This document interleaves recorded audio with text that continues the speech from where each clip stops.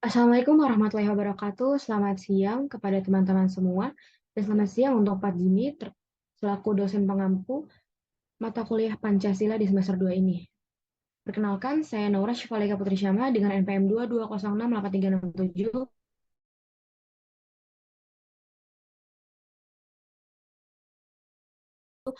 Oke, di slide pertama ini kami memiliki judul yaitu Pancasila di kelompok HG4. Oke, next. Oke, selanjutnya saya akan memperkenalkan anggota-anggota saya. Di sini di Zoom Room hari ini, pada siang hari ini, ada saya selaku moderator Naura Syifalika Putri Syama, kedua ada Chairunisa Anjani, ketiga ada Tiara Hairunisa, dan keempat ada Gevira Rahmadita.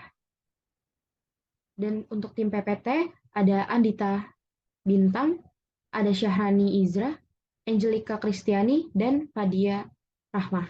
Boleh di next? Untuk selanjutnya, materi pertama tentang pendahuluan akan disampaikan oleh rekan saya, yaitu Gevira. Untuk Gevira, saya persilahkan. Baik, terima kasih kepada moderator yang telah mempersilahkan saya untuk memaparkan materi yang akan saya bahas. Pertama-tama saya akan membahas pendahuluan dari diskusi ini, yaitu jika membahas Pancasila, maka hal mendasar yang perlu kita ketahui adalah pembukaan UUD 1945. Nah, apa sih maknanya? Jadi yang pertama yaitu sebagai sumber motivasi dan aspirasi perjuangan. Jadi makna pembukaan UUD 1945 secara keseluruhan yaitu merupakan sumber motivasi dan aspirasi perjuangan serta tekad bangsa Indonesia untuk tetap hidup dalam suasana merdeka lahir dan batin.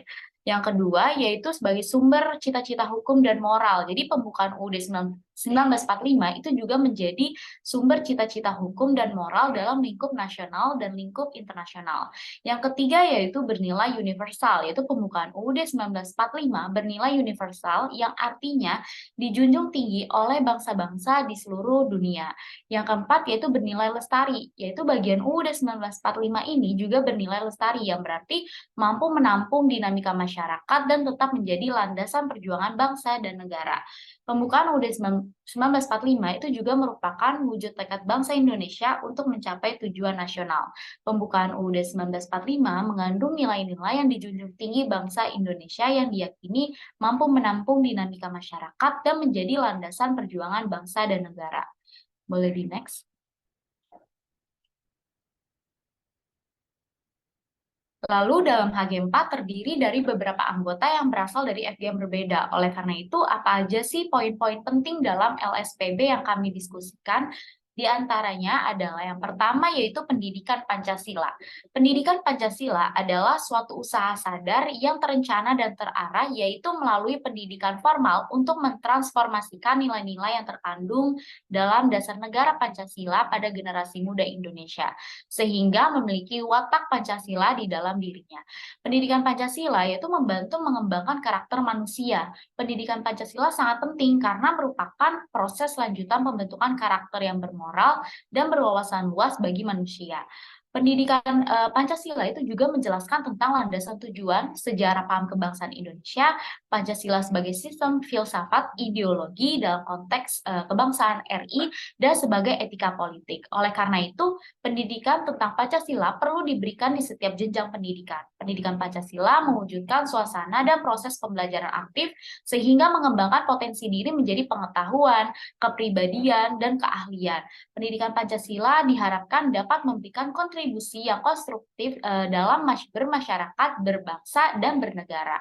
Proses pembelajaran pendidikan Pancasila itu membantu kemampuan menjadi calon pemimpin bangsa dan membangun jiwa profesionalitas dengan kaidah Pancasila sebagai penuntun. Yang kedua yaitu Dasar Negara Republik Indonesia. Dasar negara adalah fondasi hukum dan konstitusional yang menjadi dasar bagi terciptanya negara yang baik dan berdaulat. Dasar Negara RI terdiri dari Pancasila dan UUD 1945. Nah, Pancasila yaitu menjadi dasar filsafat dan ideologi negara, sedangkan UUD 1945 yaitu menjadi dasar hukum dan konstitusional. Nah, tujuan dari dasar negara RI ini adalah untuk menciptakan negara merdeka, bersatu, adil, dan makmur. Prinsip dasar negara RI terdiri dari kepercayaan kepada Tuhan Yang Maha Esa, kemanusiaan yang adil dan beradab, persatuan Indonesia, kerakyatan yang dipimpin oleh hikmat kebijaksanaan dalam permusyawaratan perwakilan, dan keadilan sosial bagi seluruh rakyat Indonesia. Implementasi dasar negara RI dilakukan melalui pembentukan lembaga-lembaga negara, pembuatan undang-undang dan peraturan, pelaksanaan kebijakan publik, dan berbagai program pembangunan. Negara Indonesia berusaha untuk menciptakan masyarakat yang adil, makmur, dan sejahtera, serta menjadi negara yang dikenal sebagai negara yang berbudaya, demokratis, dan berperan aktif dalam forum internasional. Dengan memahami dan mengimplementasikan dasar negara dengan baik, diharapkan negara Indonesia dapat terus berkembang dan mencapai tujuan-tujuan negaranya, serta memberikan kehidupan yang lebih baik bagi seluruh rakyat Indonesia. Nah, selanjutnya akan dijelaskan oleh Naura.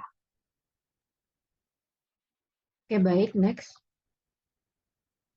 Oke, baik. Saya akan melanjutkan materi yang sudah dibahas oleh Gevira di poin-poin penting dalam LSPB 1 dan 2. Dan saya akan membahas poin-poin ketiga dan keempat dari LSPB. Yang ketiga adalah sejarah Pancasila mengandung makna bahwa Pancasila merupakan ideologi yang mencerminkan semangat perjuangan bangsa Indonesia untuk merdeka dari penjajah dan mencapai kehidupan yang lebih baik. Nah, poin ketiga ini dimaksudkan karena pahlawan bangsa Indonesia berjuang dari dulu untuk memajukan kehidupan bangsa Indonesia dari jajahan para bangsa asing lainnya. Dengan adanya kejadian tersebut, tentu kita harus menjunjung tinggi kodrat Pancasila sebagai dasar negara dan fondasi dalam kehidupan bermasyarakat tanpa memandang perlakuan diskriminatif, walaupun dari suku, agama, ras, golongan yang berbeda. Keempat, konsep dasar negara Indonesia adalah Pancasila. Itu artinya Pancasila dijadikan sebagai dasar penyelenggara kehidupan negara. Poin keempat ini dimaksudkan dalam hal memaknai Pancasila dalam kehidupan bermasyarakat di Indonesia. Karena apa? Karena adanya Pancasila itu bisa mengubah kita dalam cara pandang, cara berpikir kita terhadap orang lain dalam kehidupan bermasyarakat. Sikap sosialisasi kita, dan lain sebagainya, untuk menjadi kehidupan yang berkualitas sesuai dengan sila-sila yang terkandung di dalam Pancasila itu sendiri. Boleh di next?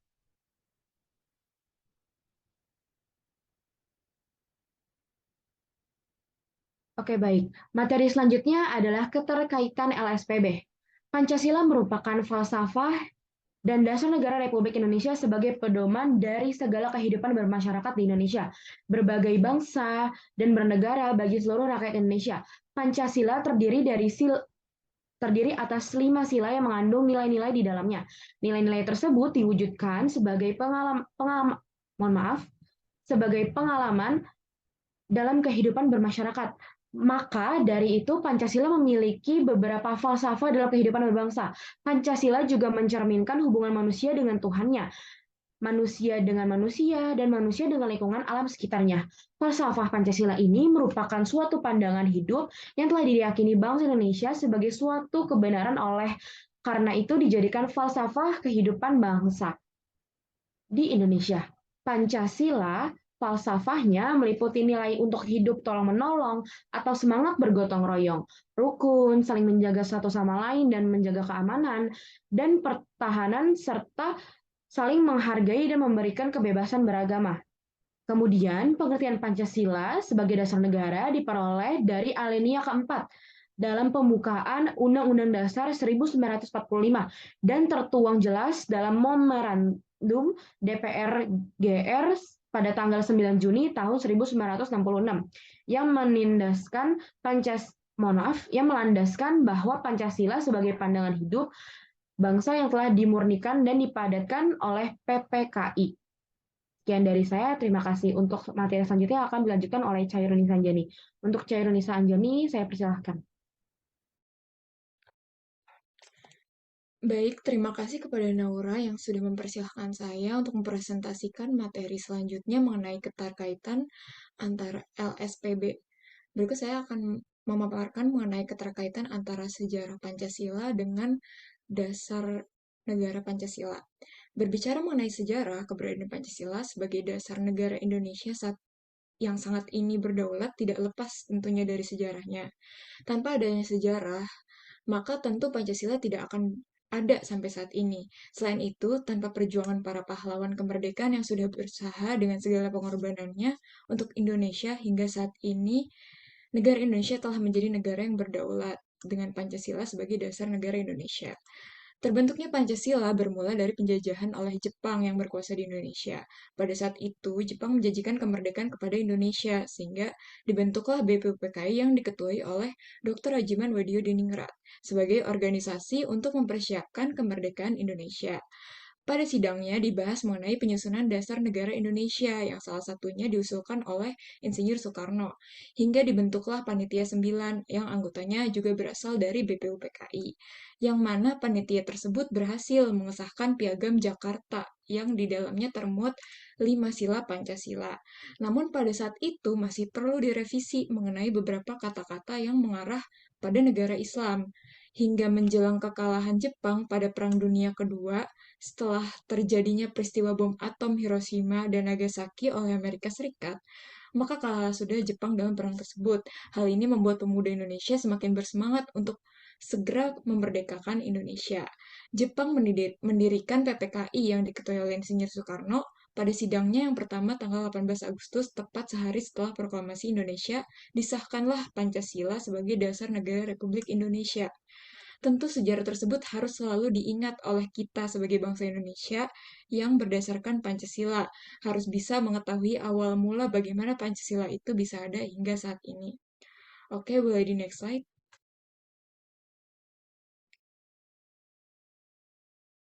Baik, untuk materi selanjutnya saya akan memaparkan mengenai refleksi HG4 terhadap materi ini.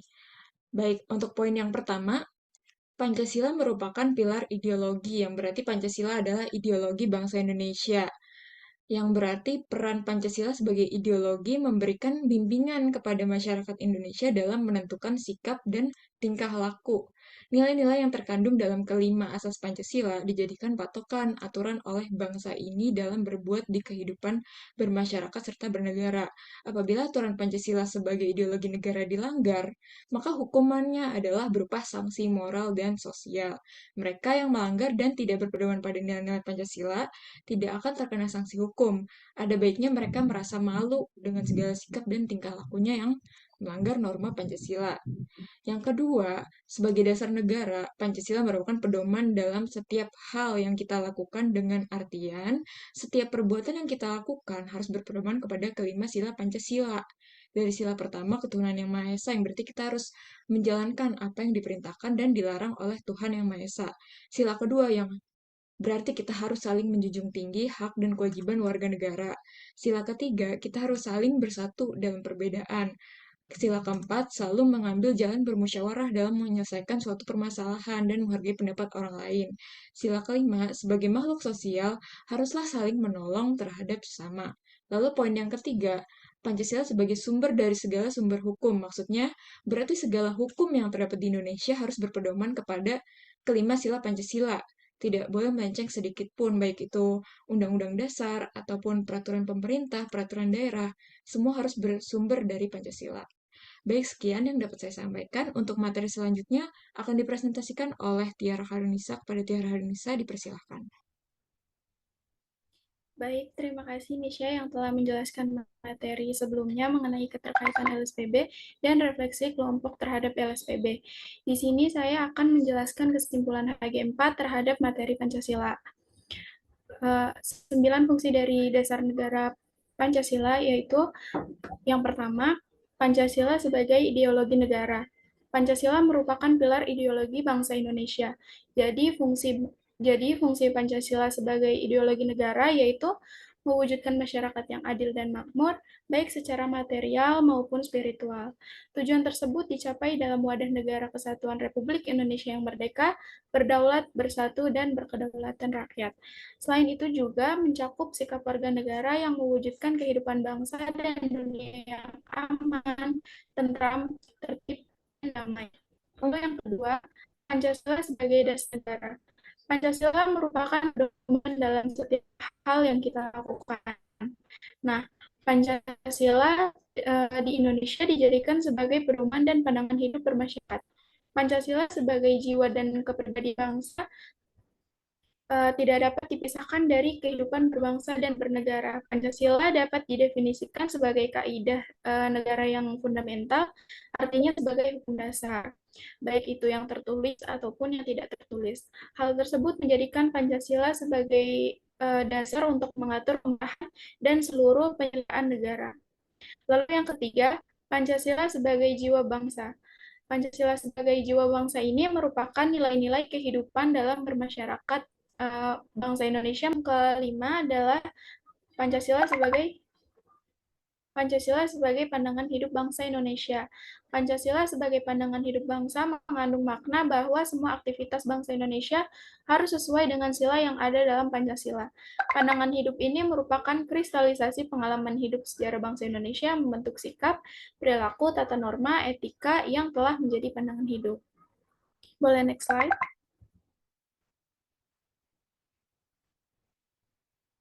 Lalu yang keenam, Pancasila sebagai sumber dari segala sumber hukum atau sumber tertib hukum.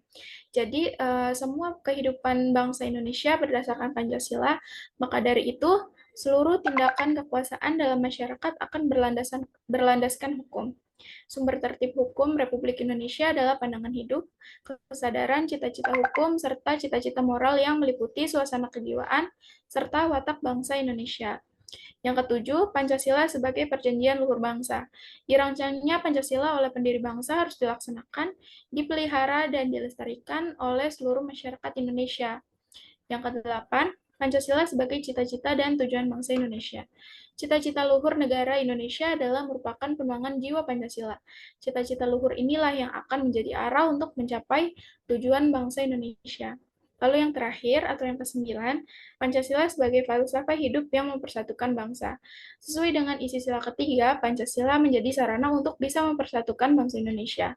Pancasila diyakini paling adil, benar, bijaksana, sehingga dapat mempersatukan bangsa lewat bersama-sama untuk mencapai tujuan bangsa Indonesia. Sekian penjelasan yang bisa saya sampaikan. Selanjutnya saya kembalikan kepada moderator. Terima kasih. Baik, boleh di next. Oke, sekian dari presentasi kami kelompok HG4 dengan berjudul Pancasila. Kurang lebihnya mohon maaf apabila kami ada salah kata, perbuatan. Sekian dan terima kasih. Selamat siang, sampai jumpa bertemu di pertemuan selanjutnya.